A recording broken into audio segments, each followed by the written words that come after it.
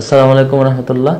ডাকসু নির্বাচন উপলক্ষে ঢাকা বিশ্ববিদ্যালয়ের শিক্ষার্থী, শিক্ষক এবং পুরো বিশ্ববিদ্যালয়ের পরিবারের যে উৎসব এবং আমেজ চলছিল, আমরা সবাই যেটি উপভোগ করছিলাম, সেই জায়গাটিতে হঠাৎ আজকে থেকে একটি নতুন পরিস্থিতির উদ্ভব ঘটেছে।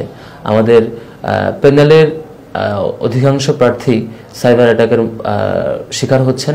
অলরেডি আমাদের গবেষণা ও প্রকাশনা সম্পাদক পদপ্রার্থী সাজ্জাদ হোসেন খানের আইডিটি অলরেডি সাসপেন্ডেড সাইবার অ্যাটাকের মুখোমুখি হয়ে, এবং আমাদের আরেকজন প্রার্থী স্পোর্টস সম্পাদক পদপ্রার্থী যিনি আরমান হোসেন, তার আইডিটিও সাসপেন্ডেড হয়ে গিয়েছিল।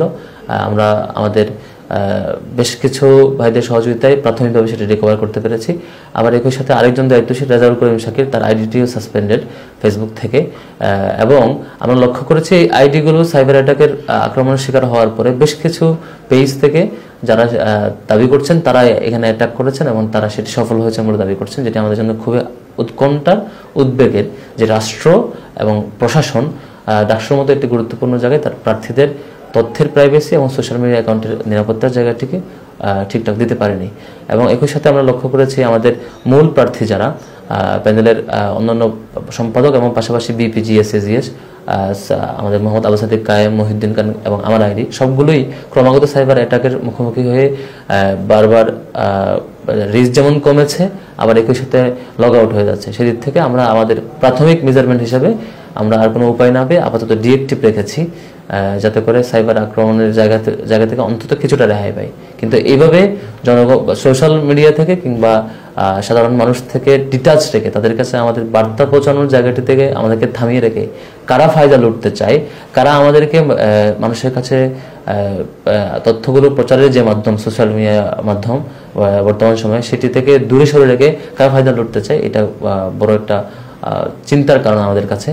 আমরা মনে করি ঢাকা বিশ্ববিদ্যালয়ের শিক্ষার্থীরা এই সামগ্রিক যে তৎপরতা, সাইবার ওয়ার্ল্ডে যে পরিমাণ আক্রমণ এবং আমাদেরকে ভিকটিম করা হচ্ছে প্রার্থীদেরকে, এ ব্যাপারে ঢাকা বিশ্ববিদ্যালয়ের শিক্ষার্থীরা সঠিক বিবেচনা করবে এবং বিবেচনার মধ্য দিয়ে আগামীকাল 9 তারিখ তাদের ডাকসুতে অংশগ্রহণের মধ্য দিয়ে, ডাকসু নির্বাচনে তাদের স্বতঃস্ফূর্ত অংশগ্রহণ করার মধ্য দিয়ে যারা ডাকসুকে বানচাল করতে চায়, যারা ডাকসুতে একটা অস্থিতিশীল পরিবেশ তৈরি করতে চায়, তাদেরকে সঠিক জবাব দেবে। আমরা আমাদের জায়গা থেকে বিশ্ববিদ্যালয়ের সকল শিক্ষার্থীকে আহ্বান করব, কোনো পরিস্থিতি, কোনো চক্রের পরিকল্পিত অস্থিতিশীল পরিবেশ তৈরি করা কিংবা অন্য কোনো ক্রাইসিস তৈরি করার মাধ্যমে যাতে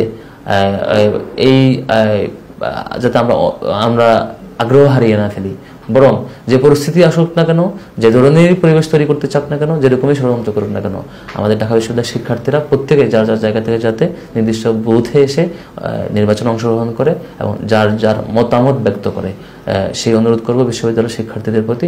এবং আপনারা দেখেছেন এর আগেও জুলাই আগস্টের গণ অভ্যুত্থানে আগস্টের শেষের দিকে 2-3 তারিখ থেকে সোশ্যাল মিডিয়াতে অব্যাহতভাবে গুজব চলছিল, যাতে করে ফ্যাসিবাদী শক্তি শেষ মুহূর্তে পার পেয়ে যায়, সেরকম একটি পরিকল্পনা তাদের ছিল এবং অব্যাহতভাবে গুজব চলেছিল। ছাত্র জনতা সেই সময়টাতে কোনো গুজবে কান না দিয়ে এবং কোনো ধরনের প্রপাগান্ডায় কান না দিয়ে তাদের রায় এবং গণ অভ্যুত্থানে অংশগ্রহণ জারি রেখেছিল। ঠিক এই ডাকসুতে শিক্ষার্থীদের আগ্রহকে দমন করবার জন্য, ডাকসুকে বানচাল করবার জন্য নানা অপচেষ্টা, নানা তৎপরতা, অপতৎপরতা কিংবা অপপ্রচার, সিন্ডিকেটেড প্রপাগান্ডা সবকিছুই চলছে। একটি পক্ষ সেটির চেষ্টা করছে।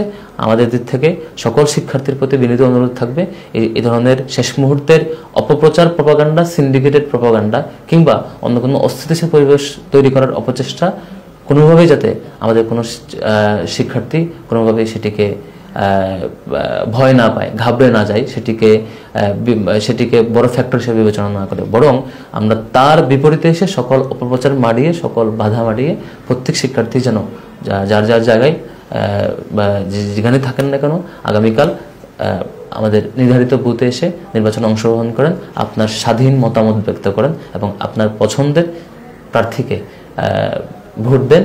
এবং গত কিছু সময়ের আগামী এই একদিন কিংবা এই শেষ মুহূর্তের অপপ্রচার, প্রপাগান্ডা যাতে আমার আপনার কারো চিন্তাকে কোনোভাবে প্রভাবিত না করে, সেই অনুরোধ রেখেই শেষ করছি।